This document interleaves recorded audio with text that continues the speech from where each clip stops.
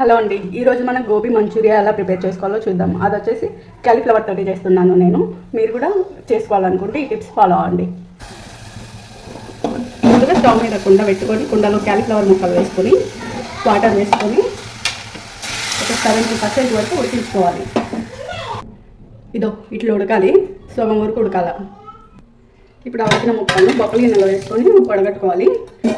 ఈ నీళ్ళన్నీ పోయిన తర్వాత ఒక ప్లేట్లో వేసుకొని కార్న్ఫ్లోరు ఒక 2 స్పూన్లు, కారం పొడి 1/2 స్పూను, ధనియాల పొడి 1/2 స్పూను, ఉప్పు 1/2 స్పూను వేసి బాగా కలుపుకోవాలి. పిండి అంతా ముక్కలో పట్టేటట్టు కలుపుకోవాలి. ముక్కలు కొంచెం పెద్దగా ఉండేటట్టు చూసుకోవాలి, అప్పుడు విరిగిపోకుండా ఉంటాయి ముక్కలు. ఇందులో నీళ్ళు ఏం వేయనవసరం లేదు, ఎందుకంటే ఇందాక ఉడికించుకున్నాం కదా, అప్పుడు అందులో ఉండే వాటరే సరిపోతాయి.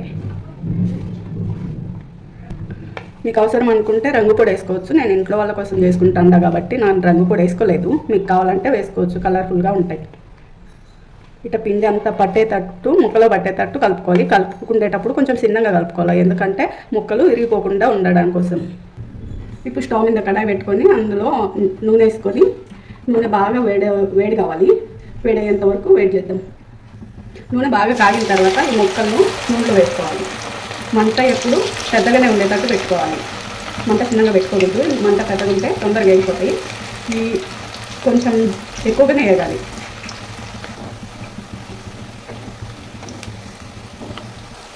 ముక్కలు మరి మాడిపోకుండా, కాలకుండా ఉండేటట్టు కాకుండా ఇలా బంగారం రంగు వచ్చే వరకు కాల్చుకోవాలి.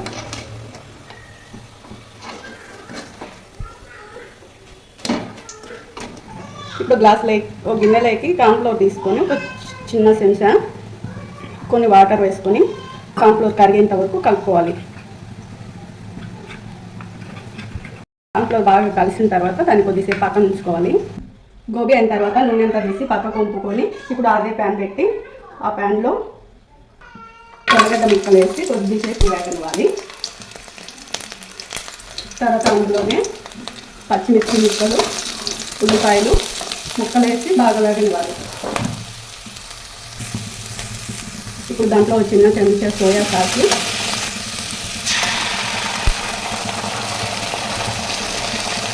టమాటా సాస్ వేసి కలుపుకోవాలి.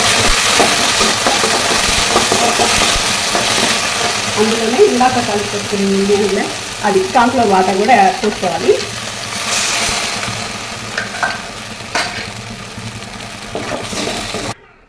ఇందులో కొంచెం గరం మసాలా, కొంచెం మిరియాల పొడి, ఒక స్పూన్ నిమ్మరసం వేసుకోవాలి. ఈ మసాలా అంతా బాగా ఉడకనియాలి. ఇది చూడండి, మసాలా ఇట్లా చిక్కబడిన తర్వాత ఇందాక చేసి పెట్టుకున్నాం కదా ఆ గోబీ ముక్కలు దాంట్లో వేసుకొని కలుపుకోవాలి.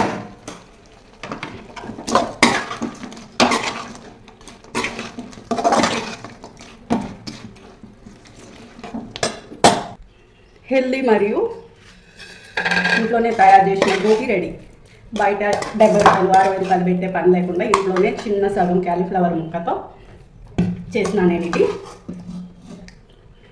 బయట కొన్ని ఆరోగ్యం పాడు చేసుకునే కంటే ఇంట్లో చేసుకునేది శుభ్రంగా ఉంటుంది కదా, ఎటువంటి కెమికల్స్ లేకుండా మనకు నచ్చినట్టు చేసుకోవచ్చు.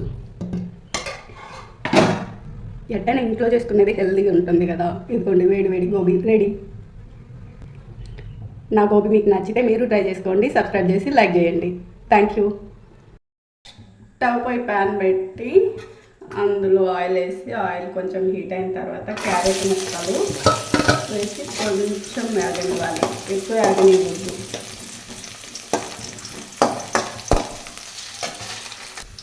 నా దగ్గర క్యారెట్ ముక్కలు మాత్రమే ఉంటే క్యారెట్ ముక్కలు వేసుకున్నాను. మీకు అందుబాటులో ఉంటే క్యాప్సికము, బఠానీ కూడా వేసుకోవచ్చు. ఇప్పుడు అందులోనే అన్నం వేసి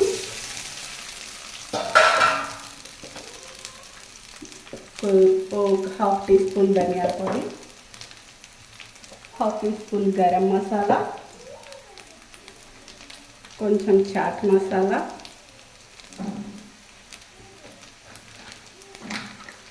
ఒక 1/2 టీ స్పూన్ సోయా సాస్,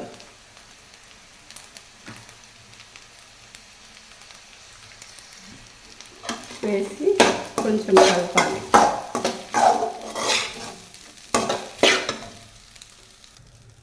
అన్నం కొంచెం వేడయ్యాక ముందుగా చేసి పెట్టుకున్న గోబీ ముక్కలను వేసుకోవాలి.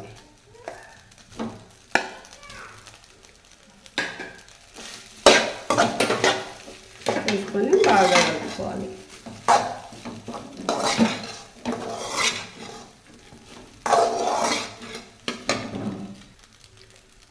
అవసరం అనుకుంటే కొంచెం ఉప్పు, కొంచెం కారం పొడి కూడా వేసుకొని కలుపుకుంటే టేస్టీ గోబీ రైస్ రెడీ.